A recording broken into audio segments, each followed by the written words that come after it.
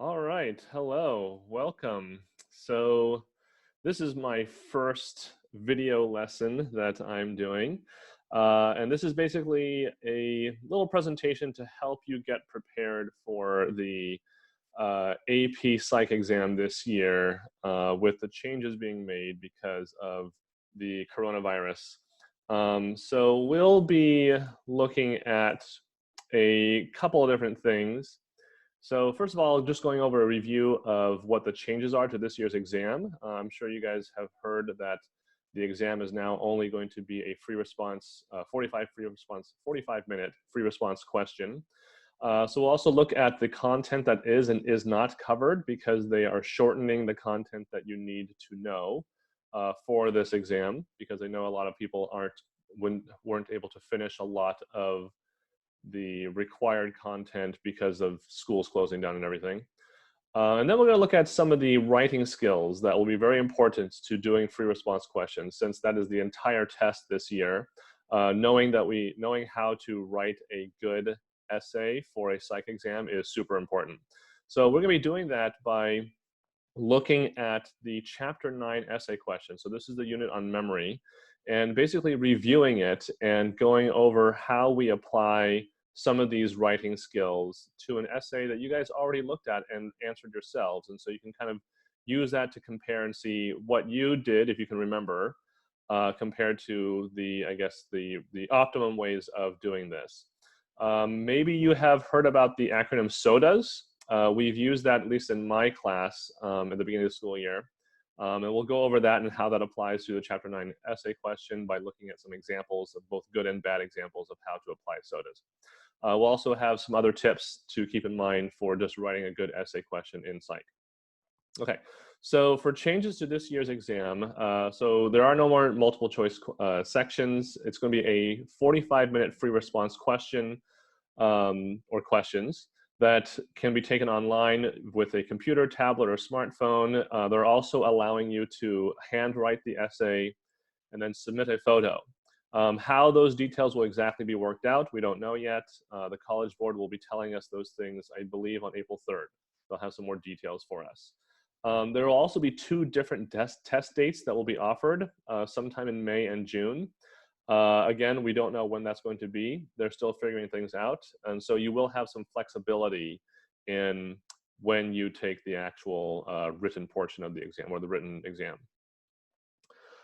If schools reopen on May 4th, or if Gun reopens by May 1st, we're not sure yet, then the test will be taken online, but at school. So you'll take it at Gun on some designated day, but it will still be done online on computers or whatnot. Okay. One thing that I am not too sure about, that I personally have a question about, is in previous years, the free response portion of the exam has been 50 minutes long for 2 different essay questions. And so this year, with a 45-minute test, I don't know if that means it's still going to be 2 essays that you need to do, or maybe it'll be 1 longer essay. It's up for grabs. We're not sure. We'll find out maybe some details about that later. Once again on April 3rd, they'll give us some more information about that. Okay, so the content that is and is not covered. So the unit structure that the College Board offers is a little bit different than what we have done here at Gun. So here you see they basically divide the content into 9 units. And some of these will look familiar. Some of these will be kind of like, more summarized versions of the units that we cover in our class. And the last 2 units, units 8 and 9 on clinical psychology and social psychology, are not going to be required information for this year's exam. So they're kind of cutting it off a little bit to compensate for all the schools closing. Okay. Now, you might notice that the order in which they cover units and the content that is being covered on this exam is a little bit different than what we did at Gun. So let's kind of compare those. So like the red part here is what's not covered in this year's exam. So here we have on the left is our unit structure that we have used in AP Psych at Gun for the past several years, and comparing that to College Board's unit structure. And so unfortunately, the last 2 units that we were not able to cover at school because of the coronavirus is information that is going to be on it's going to be expected knowledge for the AP exam. So I've kind of color coded it here. So the thinking, language, and intelligence, as well as memory, is basically cognitive psychology. And so you can see here on the College Board, they do cover that, as well as motivation, emotion, which would have been the last unit that we would have covered at Gun. So unfortunately, we do not have a very good overlap. Now, some of you might have questions about why we cover units in this way. The College Board's unit structure only came out last year, and Ms. Perkins and I were planning to convert it to the unit structure that College Board uses it next year. So we kind of had this little lag there, and unfortunately, we got caught with this little snafu because of the coronavirus. So unfortunately, that means if you're still taking the AP exam, it's really important that you cover chapters 10, 11, 12, and 13 on your own and with helps of online learning. Okay, so a few things that will mean is you should really do the flows if you have not yet, the flexible learning options. Those are optional, but if you're trying to prepare for the exam, you really should do those because those will help you a little bit. Over the next few weeks, Ms. Perkins and I will be providing other additional online learning options that you will be able to access that will help you in preparation for those units that we did not cover in school. Also, you might have heard that College Board is offering free online lessons on YouTube. And so I have links here on this Google Slides. This PowerPoint slide, this Google slide will be offered to you on Schoology, so you can click on these links, but they are basically offering lessons reviewing all the material that will be required for the AP exam. And I highly suggest you check those out. I looked at a little bit of those and they look like they're pretty good quality and they'll be helpful. Also, there are some recommended playlists that I have on the unit guides, and I definitely suggest checking those out. And so all these different things will be very, very helpful to you in understanding the content, learning it, and reviewing it and studying it for the AP exam. Okay, so let's look at some of these, how to prepare for free response questions. So we'll do that by first reviewing the essay from chapter 9, in case you may have not remembered all the details about it, seeing what the SODAs are, the acronym, and how to apply it, and then basically kind of walking our way through the rubric for grading the memory essay and using some examples to see how this how it applies. Okay, so you want to use this review to kind of gauge your performance on the essay question. So if you can kind of maybe try to remember what you did for this essay question, what you were able to answer or not answer, and how you structured your essay, and compare that to how we use SODAs.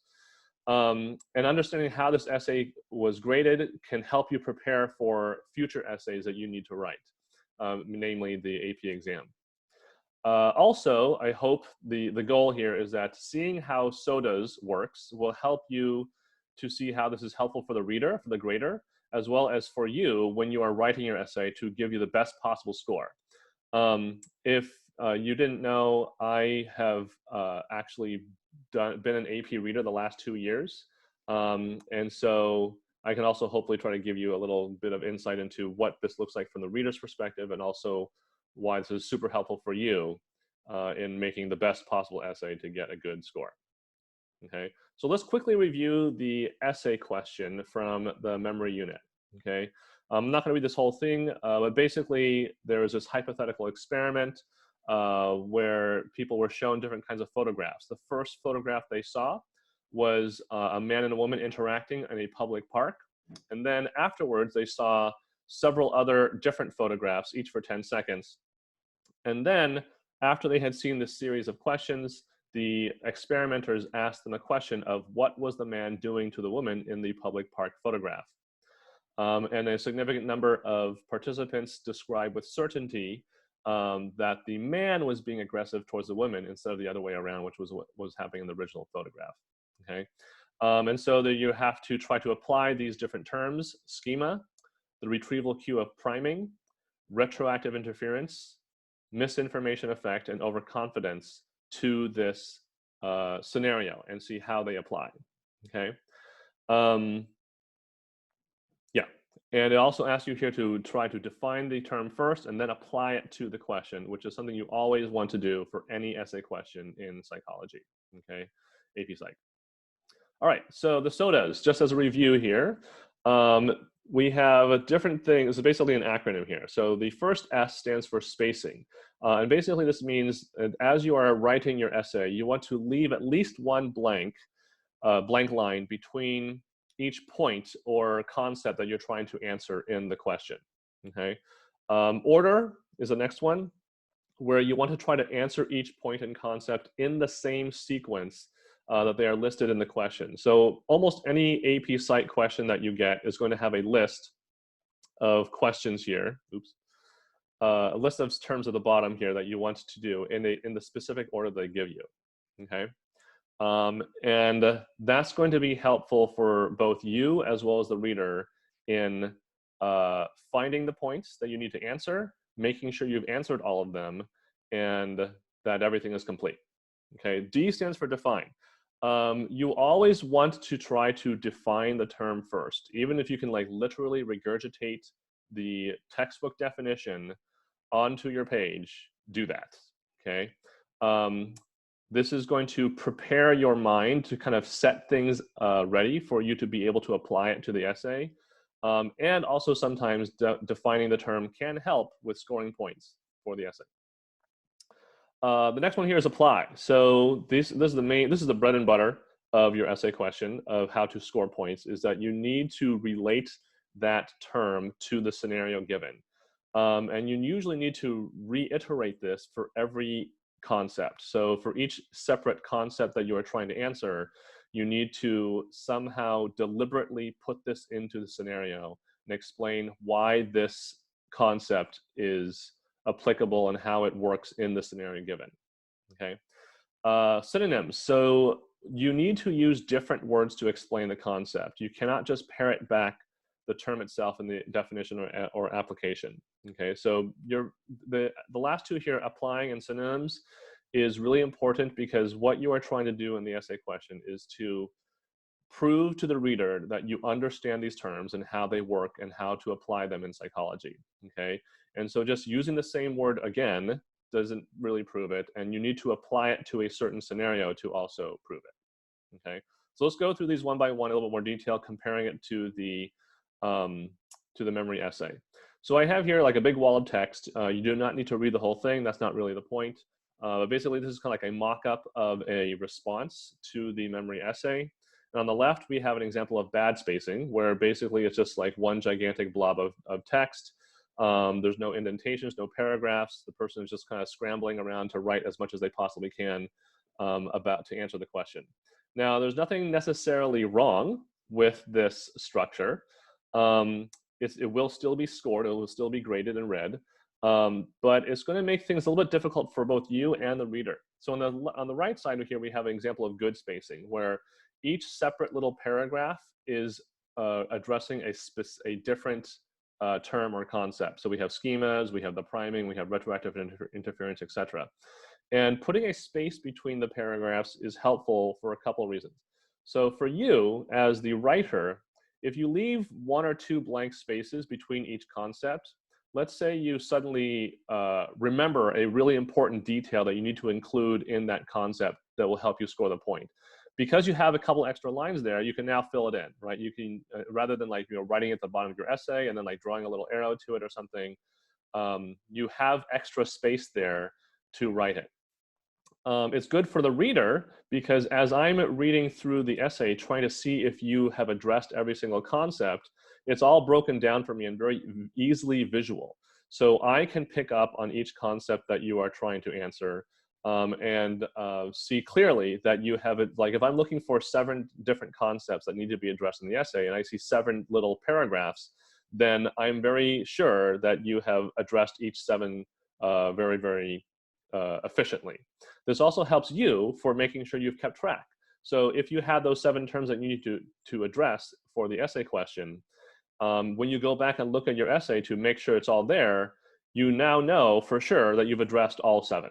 Okay, so spacing is good for your own assurance that you have covered everything, as well as the reader, to make it easier for them to grade and not make a mistake in grading your essay and making sure that they can see everything clearly. Okay.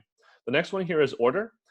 Basically, the same thing. We have the wall of text, but really, we're kind of highlighting the specific order, right? So in the memory essay, we have schema, priming, retroactive interference, misinformation, and overconfidence in that specific order. And so in the essay here, the kind of like, hypothetical essay, the first section is addressing schemas. The second one is addressing priming.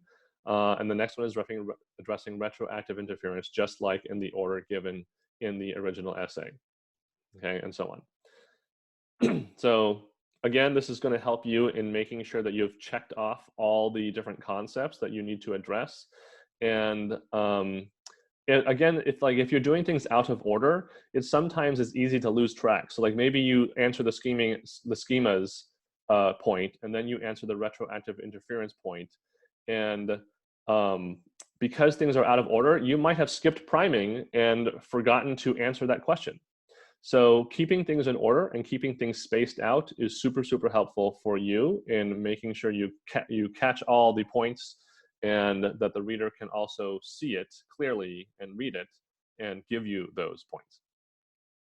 Okay, next one here is definitions. So definitions alone do not score, usually.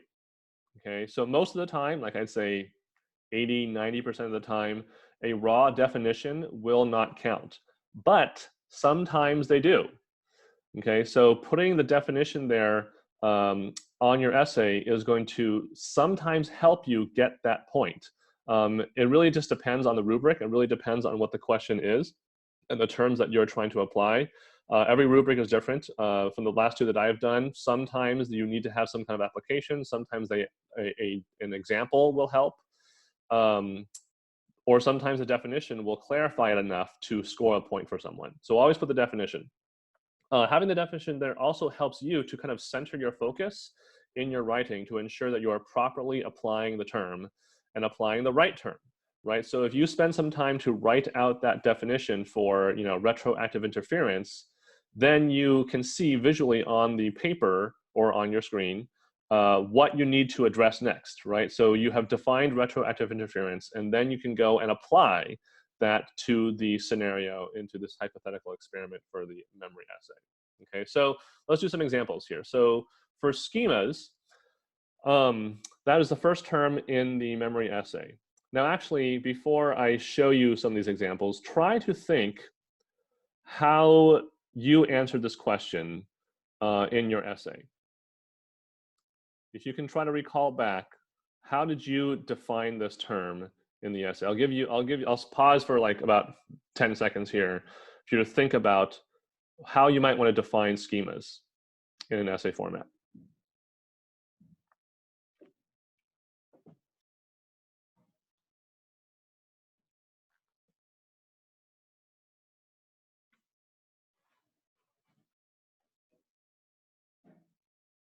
Okay, hopefully you have some idea of what you might want to write to properly define schemas. So here's one way you might want to do it, right? So schemas are mental frameworks used to organize and understand information and experiences, right? Schemas are basically the ways in which we kind of develop concepts, and we use those concepts to analyze and understand things around us. Or like another thing, you can also think of those like categories or categorizations that we have. Simplified ways of trying to understand the world around us. So here's another one, retrieval queue of priming, the second term in the memory essay. Now, the main thing here is that priming is really the main vocabulary word you're trying to address. The retrieval queue of priming is telling you what priming is. It's actually like a little kind of extra clarification of what priming is. So again, I'll pause here for a few seconds and try to think in your head at least how either you answered this on the essay question when you took it a few weeks ago, or if you had to do a brand new definition now, how would you define priming?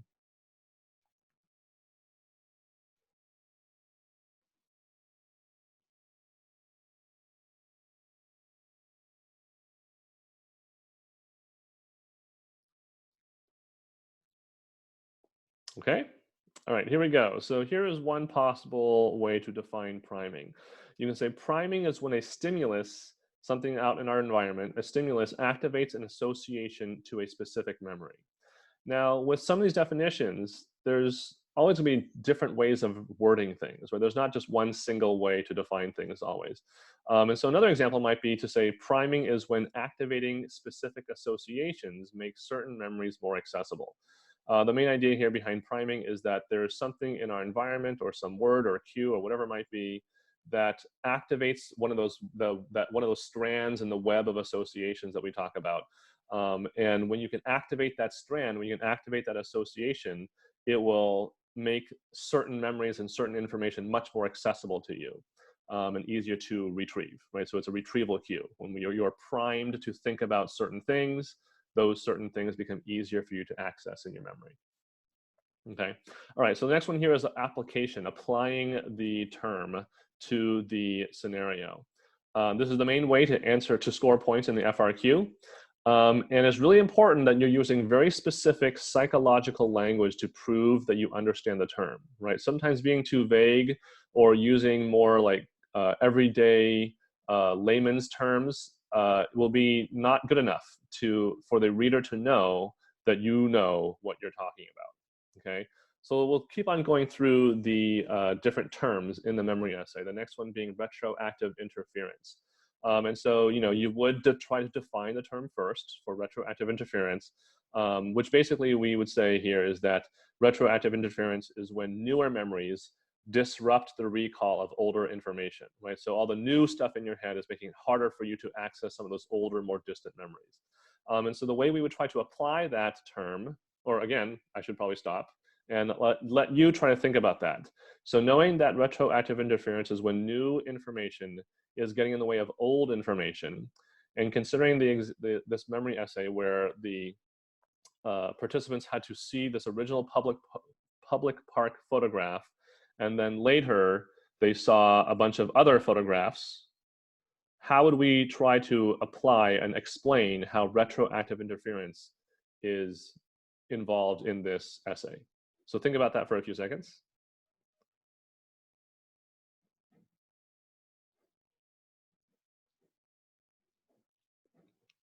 Okay. So here's one way. We could say something like, in the experiment, the other photos that the participants saw after the public park photo may have disrupted their ability to accurately remember the first park photo, right? So the idea here being is that because they were exposed to a bunch of different photos that came afterwards, those are slightly newer memories in their head that is making it hard for them to recall the details of what they saw on the public park photograph. This might help to explain why their memory of the information is not accurate anymore because of retroactive interference. Okay, misinformation effect. So if we were to define it first, right, so the misinformation effect is when misleading information, something from out there, whether it's like coming from another person or something that we see or hear or read, is influencing our memory and making us recall things inaccurately, right? So that's what misinformation effect is.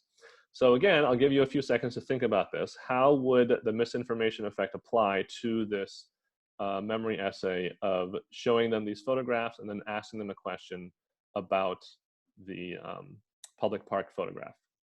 So think about it for a second.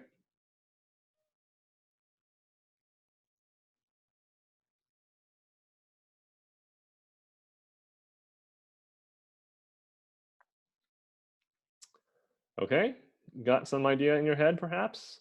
So how close does it match this, right? So when the experimenter asked the misleading question of what was the man doing to the woman, this could have made the participants incorrectly remember the photo. Remember, so the original photo showed a woman acting aggressively towards a man. But the question that the experimenters asked is purposely inaccurate, right? It is misleading. It's a misinformation that you're giving them. You're suggesting to them that the man was doing something to the woman in the photograph. And so this might alter their memories to recall the photograph in a different way. So that would be a perfect example of the misinformation effect. Okay, last one here is looking at synonyms. So it's really important that you use like a variety of terms to define or apply the term. Right? You can't just use the term itself because if you're just parroting back and mimicking those words blindly, that doesn't show me that you know what these terms mean. Okay, so use synonyms or other explanations of the word to demonstrate understanding. Right. So overconfidence. This was a place when I was grading the essays. This is where I saw this happen sometimes a little bit. Right, so overconfidence is maybe, it's a word that's like, it's so obvious that we know what it means that I sometimes think I don't need to define it or I don't need to explain thoroughly how this applies. But no matter how obvious something is in these AP essays, you do need to still explain it as best as you possibly can.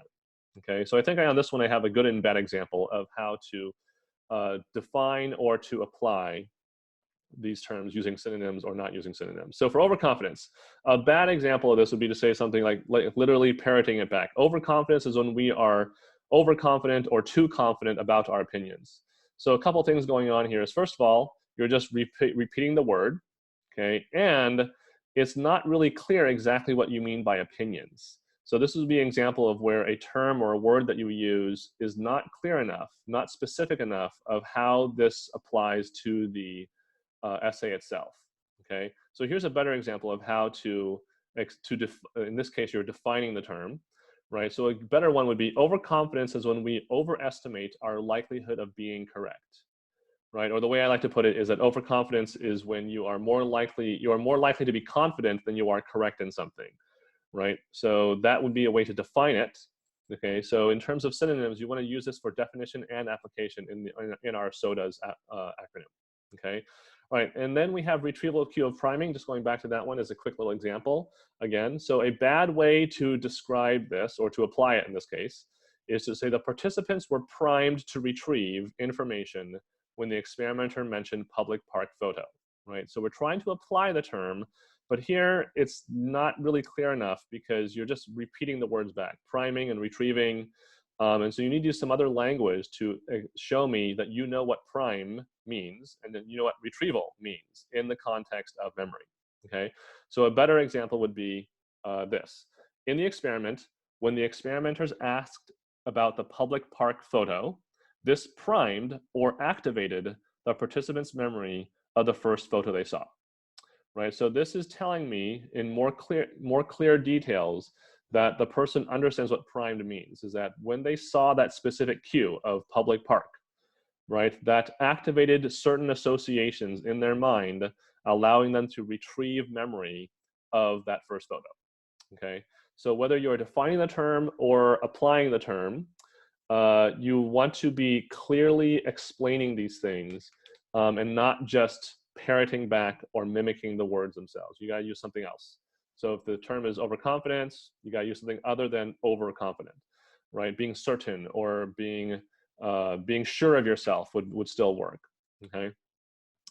Okay, so next up going on here, some other FRQ tips, we're almost done.